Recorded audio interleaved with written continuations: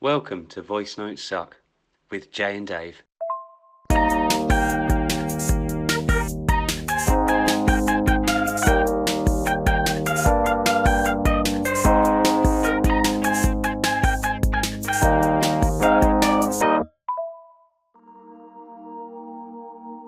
Series 2, Episode 2, AI, Art and its Implications. AI is stepping into the art world and it's shaking things up. Could AI generators be the future of creativity, or are they devaluing traditional art forms? Today, we're exploring the rapid growth of AI art, its potential to create a new movement, and the conflicts it's causing along the way. Let's dive into the implications of AI's role in the world of art. Hello, Dave. It's me, Jay. Do you remember me? It's episode 2, series 2 on Voice Notes Suck. Oh, this is so cool. Now, we've talking about AI, and I want to talk about art and its implications, because this is a hot topic. And I have traversed the plains of really wanting to embrace it and appreciate it, and then wanting to just burn it with fire. And there were lots of experimental things happening with AI. I've been experimenting with it. I know other people have been experimenting with it. I think one of the issues we have with it in particular is people making money by just typing the prompt in and generating some art. Now, I know this is going to be controversial, but are those artists? Should they be getting paid?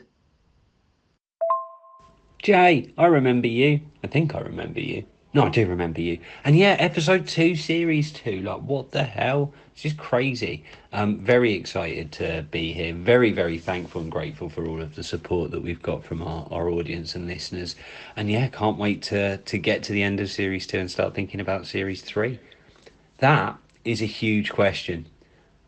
Are they artists? Are they AI artists? Are they prompt engineers? What's the answer? How do you know that it's been very simple for them? Like, how do you know they haven't spent 2 years refining those simple prompts to get those answers? All you can see is a prompt if they're willing to share it. I'm not saying that everyone's putting in a ton of work. Some people really won't be putting in a ton of work. Some people will just be typing a simple prompt, getting images and selling them. And that will upset other artists and people that maybe create art by hand. I wonder if looking at AI people rather than a prompt engineer or an artist is whether we look at them more like art directors. And I can't remember where I came across that term and that phraseology within AI artists, but I like it. I think that's kind of what they're doing. They're curating and directing and choosing and getting involved in the process. But are they artists? I don't know. I mean, I feel like there's the potential for it to devalue the time and effort that artists who are making a living put into their work, like oil paintings or even digital art or things like that. But then another part of me thinks, well, this is a new art form, using AI to generate images and art and things, and even music now with Suno.ai. Even that can just inspire new ideas, and it can inspire new scenes, and I definitely 100% see some kind of a movement happening. There's definitely a movement, because whenever you've got conflict and clashes, and you've got traditional artists battling against AI artists and battling against AI art directors, as you just called them, you know something's afoot. And I found it quite exciting, to be honest, in a strange kind of twisted way. How about you? We are in the dawn of the digital age, or maybe just past the dawn of the digital age. But yeah, we're not even 2 decades into the digital age, in my opinion, and it's fascinating to see some of the stuff that's happening. Like you just said, is it a battle? I don't know. we spoke a little bit about photography, and I wonder if people felt the same as Picasso's Cubist style started to take off during his lifetime. I don't know. It's interesting, isn't it? And if your market's being saturated or shrunk, you're going to feel that keenly. If opportunities to earn a living, an income, to drive revenue to your brand are not as easy as they were before for what your skill set is, then that's going to take some adjustment for sure. It is fascinating. There is a lot of pushback. It's a new culture. It's a new understanding of humanity, and I don't know where it ends up. It's massively exciting. Some people are going to treat it like a battle. Other people are going to treat it like exploration, and I think that's what I find most exciting about all of this. Yeah, but dude, there are people who are not excited, especially on LinkedIn. LinkedIn is a very interesting place for discussing AI, very interesting place for finding people who despise AI with a passion, like from the very core of the soul, they just splurge out the hatred for AI. Have you met people like that? I have met people aggressively angry at AI, and I've had conversations with them. And I've been accused of it myself, just because I'm willing to ask questions and, ponder and think about these things. I've been accused of having a negative attitude towards AI. It's funny because at the same time, other people accuse me of being overtly positive, when it's a threat. I think there's only one relevant point to all of that, and I mean this in the kindest and nicest possible way I can, but it doesn't matter. AI's here. No one's changing that. No one's stopping it. So you've got three choices. You can be angry and frustrated and upset about it. Won't make a difference to anyone other than yourself. You can watch with intrigue and interest and look at it from the sidelines, and you'll be intrigued and interested, but you won't have any impact on it. Or you can be involved and you can use it, you can explore and all of the good stuff. And there's a possibility via doing that you might be able to direct it in a way that you think is better for society. Anyway, I've gone off on a bit of a sidetrack. I have met angry people. It is interesting. They're going to remain angry. It isn't going to change, and people are going to remain very, very passionate about it too. So that's going to be like kind of a pitched quote unquote battle for a while, I feel. In a lot of ways, if people can channel that anger and emotion and passion into new pieces of artwork, then we're probably going to start seeing a new scene slash renaissance of new art and new artists, traditional artists, I mean, not AI ones, or people generating art using AI. Personally, on a personal level, I'm constantly like, yes, I love it. No, I don't like it. Yes, I love it. No, I don't like it. Just because it's so new. I love including it in my workflow. Genuinely find it fantastic. I get so excited about it. That feeling matters, doesn't it? That feeling matters. If you're excited about AI and it's making you feel something deep and it's fun and all that, then why wouldn't you do that? Why wouldn't you use that in your workflow? So I think there's a lot of fear regarding AI, and certainly large language models and potentially AGI, maybe even ASI, super intelligence in the future, about it taking over and about the massive amount of change that it's going to cause. And people are inherently reluctant to embrace change. Some people aren't. Some people are very fortunate and they're able to embrace it, and they've always been able to embrace it. I've had to work to learn to be able to enjoy, to embrace change, if that makes any sense. It's taken effort and time to flip my mindset into someone that wants to embrace change rather than run from change. And yeah, I think that's possibly the biggest thing with AI, with those people that aren't as excited as maybe you or I am. I love it from a process perspective. Like, get it to take up more of the things that I don't enjoy so that I can spend more of the times doing things like this and doing other creative things and maybe even making art one day. Who knows? I feel like it's a bit of a romantic idea that. If that was going to happen, genuinely, it would have happened, wouldn't it? People would be using it for mundane tasks. But they're not. And it's not been promoted as that either, has it? It's been promoted as this fancy image generating thing mostly. That's probably Midjourney's fault. They go under the radar a little bit, but they're the biggest perpetrators of copyright infringement if you're going to go into those kinds of things. But for me, AI is constantly promoted as this more of a, yeah, helping production workflow, but not mundane workflows, more creative processes, isn't it? I wonder if it hasn't happened because of the people that are pushing it out there, right? People aren't going to be excited about it being used for mundane tasks or helping with stuff. They're going to be excited about it making pretty pictures and, chart hit songs. That's what people are going to be excited about. So I think it's a little bit of that. Maybe I am just being a little bit romantic.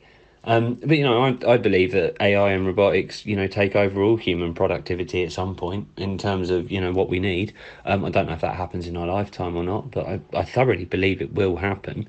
It's the only way we can continue to grow and evolve as a species, is if we can increase our productivity with less effort from ourselves. The implications to art specifically, though, are crazy. And you mentioned some of the copyright issues there, and that's only going to get worse because these image generators are going to be learning from images that are shared, that humans have created. So those potential copyright infringements are only going to get more and more. Yeah. I feel quite fortunate to have been experimenting and exploring AI for a long time since it more or less came out in regards to the image generators and stuff. They used to be so weird and dreamy and just bizarre, and I kind of liked that birth, really. I liked how they were weird and unusual, and everything always seems to go more towards let's see how realistic we can make something. I don't understand why human beings do that. Why do we want things to look so hyper realistic? What is that all about? Why are we doing that with AI? Why are they creating these better and better and better image models to make them generate images that you can barely distinguish from reality? That's my concern. Why are we doing that? What's the purpose of that? Who decided that was a good thing to do? Because that's what the demand's for, Jay. If the demand wasn't for it, it wouldn't be created. And it is supply and demand, and it does roll into economics and money and what it costs to produce something and make something and keep it running and getting people to buy it. How many different AI things, ventures, businesses, tools have we seen being sunset already in the last 2.5, 3 years? Like, it's been incredible. And the ones that are sunset, turned off, are the ones that can't drive any income or revenue, and then they can't pay their engineers, and then they can't keep going. I mean, I wish that wasn't the answer, but yeah, that's the world we live in, unfortunately. So again, that drive's only gonna keep going in that direction if that's what the general public, quote unquote, want. And there's a lot of then potential different reasons for that too. But aren't we seeing these big AI companies just controlling everything then, though? Don't you think that's why the other smaller AI companies and stuff are shutting down and can't sustain themselves? Because these larger companies are able to put millions into marketing the product out to people somehow. Where I know that, I mean, I subscribe to ChatGPT, so that's my money for them. I think they've got about, by last count, they've got a lot of subscribers. I mean, I'm sure they hit 3 million or something, if I'm right in thinking that. I think. So that's a lot of revenue. But I also read that OpenAI are going to become a for-profit company as opposed to a not-for-profit company. How do you feel about that one? Do you think that'll affect art?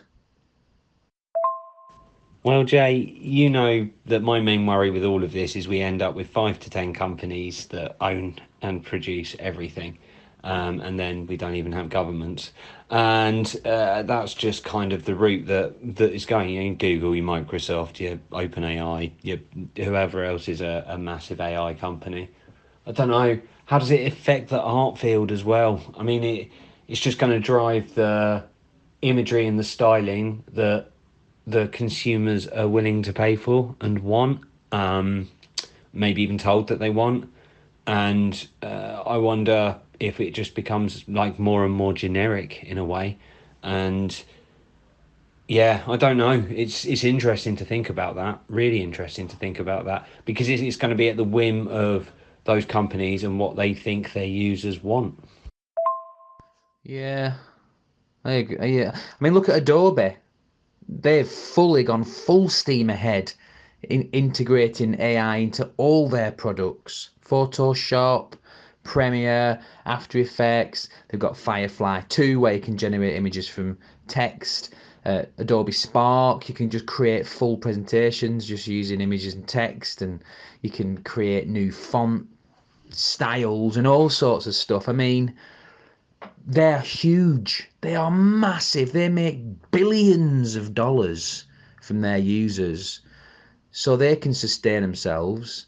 OpenAI, I did a bit of research since my last message, and they have something like 180 million users as of June 2024. 180 million users. That's not a lot when you think about the global population. So maybe we think it's bigger than it is. 180 million is 2 to 3% of the world's population. That's a substantial chunk of the market, the available market, I'm sure, and it's happened in less than 2 years. Like, that's insane. That uptake in a new technology is ridiculous. It's pushed by the digital world and stuff like that. But yeah, are we worried that it's bigger than it is? I don't know. I mean, am I worried at all? I don't think I am. I'm excited. Some people might be worried, but it's definitely had a huge impact on like digital art and the art scene in general. And then if you can start laying some of this AI imagery out onto canvases and stuff like that, if you can get it to print onto a canvas like it was an oil painting, then that just kind of ramps it up even further. And I'm sure you can do that. I'm sure you can. Well, there are artists doing that, aren't there? We know an artist doing that. They've got a oil. I mean, I hope I've got this right, but they got an oil printer that uses AI and like a robotic arm to paint whatever you fed into it, and he fed into it. It fed in an AI image, and it recreated the AI image on a canvas. Now that's pretty wild. I did not know that. I mean, we know a lot of artists and a lot of people in the digital art world, which I'm very grateful for. Some incredible artists as well. Some absolutely amazingly talented people. But yeah, if I had been told that, I'd forgotten it. And I assumed it must have existed. What other implications do you think there are from AI art for humanity? I mean, one of the real positive implications for me is that people that don't have the capability to necessarily create their own art in regards to maybe physically or mentally can now write a prompt in to put their art out there. So someone potentially who doesn't have the physical ability to move, maybe they're paralyzed from the neck down, for example. All of a sudden they've got AI to help bring their creations to life. That's a really, really exciting implication for me. Oh yeah, flipping heck. I mean, that's a new frontier in inclusive technology, really. It's a far cry from just the buttons that you have to press with your head and stuff. When I worked in a primary school, we used to work with a young lad called Jamie. He had cerebral palsy, so he was in a wheelchair, and he had these clickers on his head, at each side of his head that he could use. So if he could use those to create art, that'd be amazing. Teachers, they could use AI to do children's drawings, and then instead of children doing drawing, they could just do maths. This should have got an instant response because of the maths comment at the end. Who needs creation when you've got maths? Oh dear. Well, I think we spoke somewhere else recently about learning by rote and maybe not needing to do that so much now that we've got this huge database of knowledge and art and creativity and music and everything in between. We've got to the end of this rather quickly. We're not quite ready to wrap it up, but we've got time for any pressing points about AI art and the implications of it. Here's a pressing point.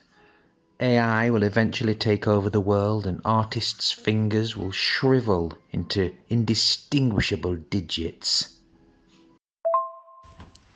I think what you just said is we're all gonna end up like the people are in Wall-E. I think that's what you just said. The people are in Wall-E. It's quite upper class in Wall-E.